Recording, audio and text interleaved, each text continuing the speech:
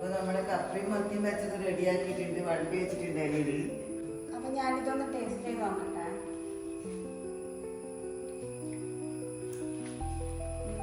അടിപൊളിയായിട്ടുണ്ട്. അപ്പോൾ ഇത് സെപ്പറേറ്റ് ആയിട്ട് കപ്പയും മത്തിയും വെക്കുന്നതിനെക്കാളും ഭയങ്കര ടേസ്റ്റ് ഇല്ലാന്ന് ഇങ്ങനെ ഒന്നിച്ച് വെക്കുമ്പം എല്ലാവരും ഒന്ന് ട്രൈ ചെയ്ത് നോക്ക്.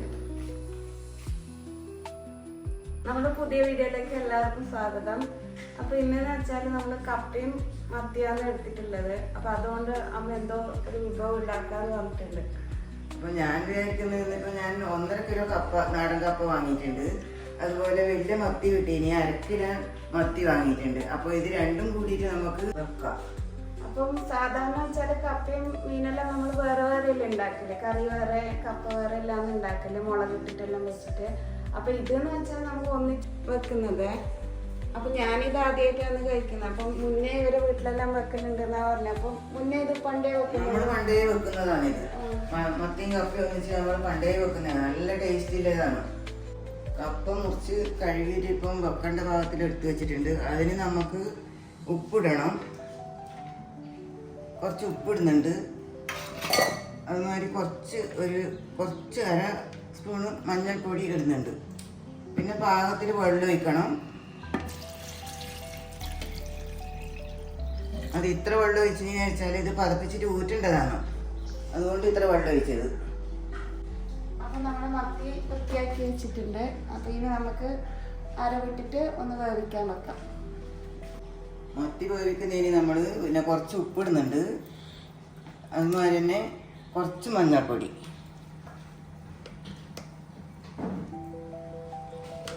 കുറച്ച് മുളക് പൊടി ഇടുന്നുണ്ട്. അപ്പോൾ ഇതിനി നമുക്കൊന്ന് മിക്സ് ആക്കിയിട്ട് പിന്നെ കുറച്ച് വെള്ളം ഒഴിച്ചിട്ട് അടുപ്പത്ത് വെക്കണം.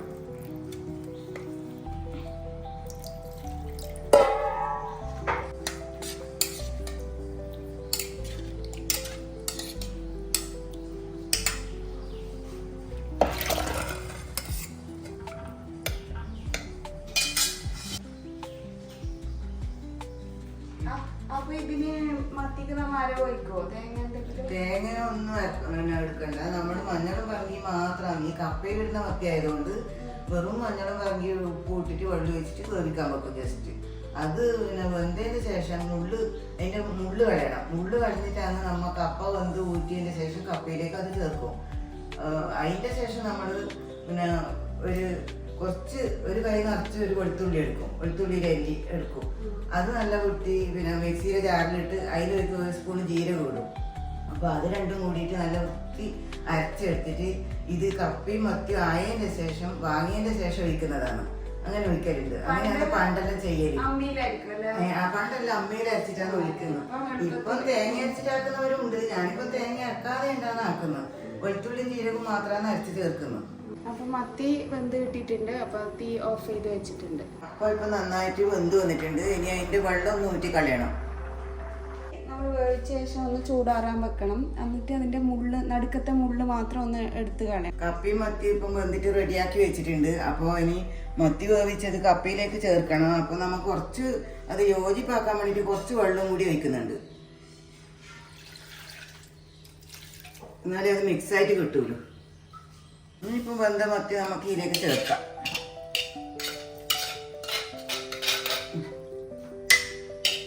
ഇനി എല്ലാം കൂടി ഒന്ന് മിക്സ് ആക്കിയിട്ട് ചൂടാക്കണം.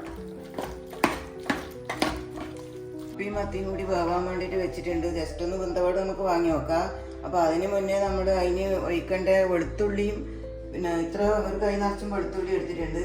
പിന്നെ ജീരകം 1 സ്പൂൺ ജീരകം എടുത്തിട്ടുണ്ട്. അതൊന്ന് മിക്സിയിൽ ഇട്ടിട്ട് നമുക്ക് നന്നായിട്ട് അരച്ചിട്ടൊന്ന് എടുക്കാം. ജീരകവും ഇല്ലത് ഇപ്പോൾ അരച്ചെടുത്തിട്ടുണ്ട്. അപ്പോൾ നമ്മൾ കപ്പ വാങ്ങി വെച്ചതിൽ ഒഴിക്കുന്നുണ്ട്. വാങ്ങി വെച്ചതിൻ്റെ ശേഷമാണ് ഒഴിക്കേണ്ടത്. അല്ലെങ്കിൽ പിന്നെ അതേ ടേസ്റ്റ് വരില്ല. അതുകൊണ്ടാണ് വെളുത്തുള്ളി മിക്സിയിൽ അരക്കാൻ കുറച്ച് പണിയാണ്. അപ്പോൾ ലേശം 1 സ്പൂൺ വെള്ളം ഒഴിച്ചിട്ട് അരച്ചാൽ പെട്ടെന്ന് അരച്ചിട്ട് എടുക്കാൻ പറ്റും. ഇപ്പം തേങ്ങയും ജീരകവും വെളുത്തുള്ളി ഒഴിച്ചിട്ടുണ്ട് അരവ്.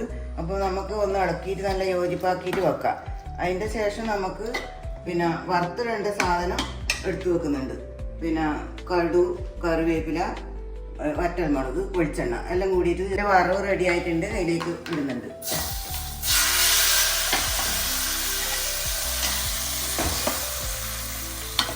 അപ്പോൾ നമ്മുടെ കപ്പയും മത്തിയും വെച്ചത് റെഡിയാക്കിയിട്ടുണ്ട്, വഴമ്പി വെച്ചിട്ടുണ്ട് ഇലയിൽ.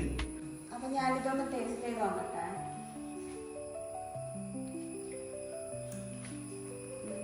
അടിപൊളിയായിട്ടുണ്ട്. അപ്പോ ഇത് സെപ്പറേറ്റ് ആയിട്ട് കപ്പയും മത്തിയും വെക്കുന്നതിനെക്കാളും ഭയങ്കര ടേസ്റ്റ് ഇല്ലാന്ന് ഇങ്ങനെ ഒന്നിച്ച് വെക്കുമ്പം എല്ലാരും ഒന്ന് ട്രൈ ചെയ്ത് നോക്ക്.